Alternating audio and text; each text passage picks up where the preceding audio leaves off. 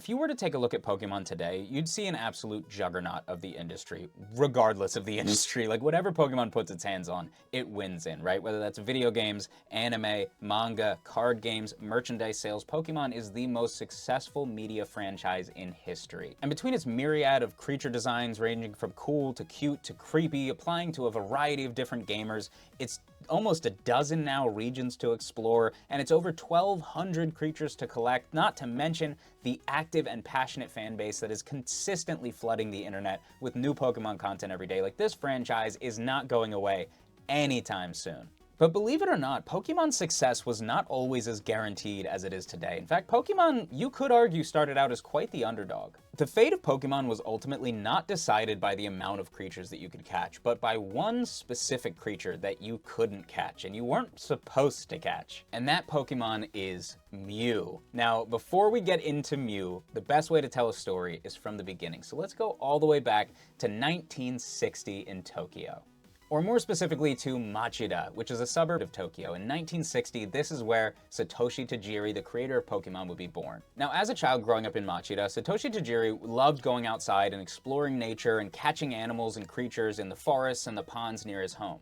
And one of the things that he would do is beetle battling, where you go out into the woods and you capture a beetle and your buddy does the same, and you put them together and have them fight and see who wins. Now, while Satoshi spent a lot of time in his childhood going out and exploring nature and finding new creatures, that option was kind of taken away from him because, fortunately for Japan, but unfortunately for him, Japan went through an economic boom, and this caused an explosion in infrastructure, causing his town to grow more and more, and therefore making it harder and harder and a longer and longer trip to get out into nature. But Satoshi would find a new hobby when he was in his second year of junior high and an arcade hall opened up near his house, introducing him to video games. Now, Satoshi's love of video games would inspire him to write his own doujinshi, which is essentially a self-published magazine or a self-published work. And this work would be a video game-focused magazine called Game Freak. He would release the first copy of this magazine in 1983, and as the success of the magazine started to climb, he started to gain more and more connections. One of these connections was a man named Ken Sugimori, who is famous as being the one who created the initial Pokemon art. He would initially join Tajiri's team as the illustrator for the Game Freak magazine. The two would continue to create Game Freak until 1986, where the magazine would officially release its last volume. Now, as I said, Game Freak was a video game-centered magazine, with Ken Sugimori acting as the illustrator and with Satoshi Tajiri acting as the video game reviewer.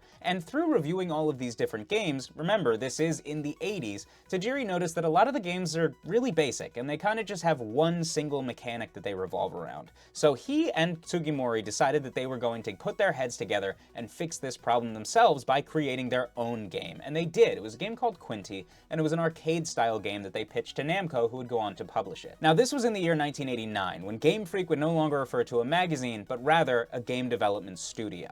Now, according to Tajiri, the following year, 1990, is when he would witness something that would change his life forever. He witnessed two children playing with Game Boys and connecting them via the link cable, and this just sparked something in him. He remembered back in the day, running around in nature, collecting creatures, battling them against his friends, and he saw this link cable and envisioned a creature crawling from one Game Boy to the other, and he had the idea to bring the vibe, the feeling, the experience of his childhood into this new digital age. Imagine if you didn't have to go out into nature to capture creatures. Imagine if you could have these monsters in your pocket.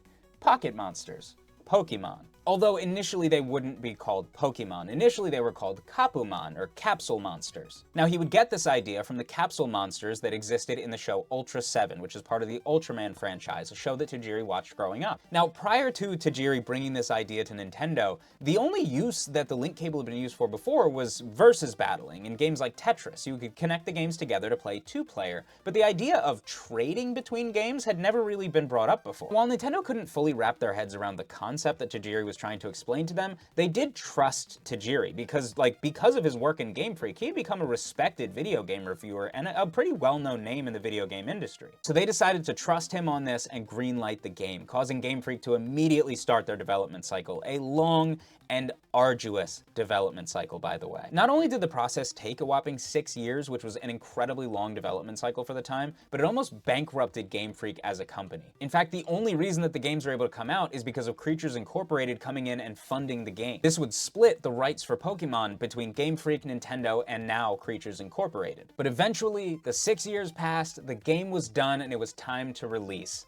And unfortunately, during the 6 years of the development cycle, the life cycle of the Game Boy had passed. At the time that these games released, we were only 2 years away from the next console cycle with the Game Boy Color. At time of release, Pokemon was seen as nothing special. It was a relatively unknown game coming from a relatively unknown developer for a handheld console that was on its way out. And because of this, sales were pretty slow initially. They were alright, but they weren't really standing out. This is where we finally get to talk about Mew. During the development process for Pokemon Red and Green, the amount of Pokemon was cut down in order to fit all of them onto these cartridges. They were incredibly small and they were packed full. So full that when the debugging tools were removed at the end of the development process, it only left a void of 300 bytes. Just enough room for the team at Game Freak to slip in a secret Pokemon that not even Nintendo knew about. Now, because this was done after the debugging process and they didn't tell Nintendo about it, all of these cartridges shipped out with this Mew on them. Even though it wasn't supposed to be there, the team figured, you know what, it'll be fine because we didn't actually code in a way to get Mew. The team at Game Freak basically saw this as a prank that they were playing that would be a fun little inside joke with all of them. No players would ever find Mew, but the entire team could always kind of poke each other and laugh and say, we know he's in there, right? Here's the problem though. After the games were released, a little bit of time passes and suddenly, because these games were so glitchy and buggy,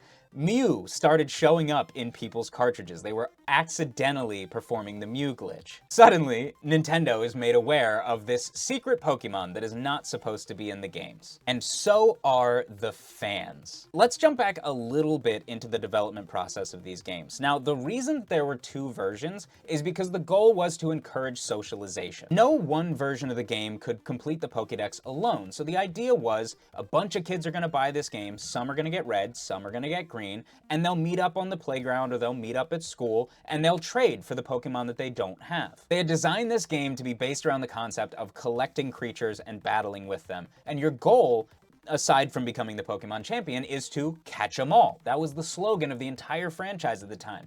Gotta catch 'em all. And because these games were so new and we didn't really have access to the internet, there were a lot of rumors as kids tried to tell each other where to get different Pokemon. Some of the rumors that appeared to be fake ended up being true, like finding the power plant as a secret hidden location. Players felt like they were always discovering something new and a new place where they could catch new Pokemon. So imagine, if you weren't there, imagine the rumors that came about when people started talking about Mew, the Pokemon that's mentioned in the writings in the Pokemon Mansion, actually showing up on their cartridge. Now, if you're around my age, you probably remember hearing all the different rumors about how you could get Mew in your game. One of the most popular, if not the most popular, was the truck. So there was this truck sprite, if you weren't aware, quick side tangent here, that was like next to the SSN south of Vermilion City. And if you bypassed the SSN, like you bypassed the 3rd gym, you went all the way until you could get Surf and then went back to Vermilion, and instead of getting on the SSN, sailed east, I guess from your perspective, east, you would see a little island with a specific truck on it. This truck shows up nowhere else in the game, right? So it already seems curious. I have to play the game out of order to get here, and I have to find a unique sprite. The rumor was that if you go to that truck and you press strength, it'll actually scare out the Mew that is hiding under the truck. Of course, this wasn't true, but it seemed believable. There had to be something unique about this truck. It shows up nowhere else in the game, right? So we just assumed that we were all just doing something wrong. Turns out the glitch to actually get Mew in your game is a lot easier than all that nonsense. But we lost our minds when there was an announcement that you could actually get Mew officially from Nintendo themselves. We had these giveaways for the international releases, but they started with the Japanese releases with Pokemon Red and Green. According to Tsunekazu Ishihara, who is the current president of the Pokemon Company, at the time that they started doing the events to give away Mew, the sales for Pokemon, due to the hype around this, quadrupled. This would skyrocket the success of Pokemon all the way up to the point that they would reach 1 million sales. At this point, they would release a special edition. This was Pokemon Blue. So Pokemon Blue, with it being a celebration of 1 million sales, was actually not initially intended to be a permanent release. It was a temporary very like special celebration that they were doing in Coro Comic, where you could mail in and order a copy of Pokemon Blue. The people who had ordered the game would receive it in December of 1996, and by 1997 it was re-released again to celebrate 4 million sales. It wouldn't actually go on to be purchasable in stores until 1999, October of 99, well after Pokemon Yellow had already been released. Now, all in all, the Generation 1 Pokemon games, both domestic and international sales, would total up to 31 million copies sold, over 14 million of those being just Pokemon Yellow alone. In just a few short years, Pokemon went from being a relatively unknown RPG on an essentially dead handheld console to being the highest selling game on that console and being the highest selling game on the next generation of consoles. And it would continue to grow into the juggernaut that it is today, all because a small game studio decided that they would just not listen to Nintendo. Thank you guys so much for hanging out with me and listening to me yap. Thank you for making it to the end of the video. I've had Mew on the brain all week. I've been talking about it on my TikTok, so I just wanted to put it all into one video and just send it out for you guys to watch if you feel like it. And I just want to give a special thank you before we end out this video by thanking my patrons whose names are going to be going up on the screen right here. Thank you guys so much. Your support is so appreciated. I can't even explain how much I appreciate you guys. You are the best. Stay safe out there and have a wonderful day.